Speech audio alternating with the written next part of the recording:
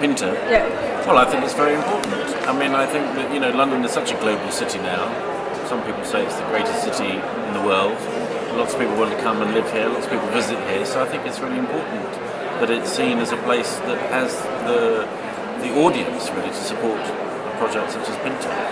This is the fourth time that Pinta is exhibiting here. You said that it's for you the first time, but what was the impression? Well, I'm amazed at the number of galleries, the variety of the work that's on display. I mean, it's fantastic to see. And last night when I was here for the opening, I mean, it was very, very busy. And it's great to see that it's attracting an audience. Today you are also participating in the panel about focusing Latin America, so about the artists who are also working in Europe. You are especially focusing on the revolution art. Why?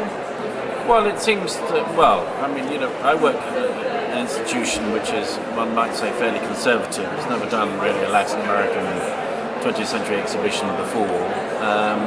So this is a challenge for us to look at new material. And it seemed to me that the early part of the 20th century in Mexico is an incredibly vibrant moment, not just for Mexican artists, but also for artists that live outside of Mexico who go to Mexico and participate in that kind of whole cultural event that's taking place there. And to my mind, it's something that needed more exposure. The people needed to be aware that there are great centres of artistic production in the world at various times. They're not just centred in what we might call the Western world, the European world. And how did you became interested in this kind of art? Specifically Latin American art? Yeah. Well, I mean, I've studied Latin American art in my past. I have family from Brazil.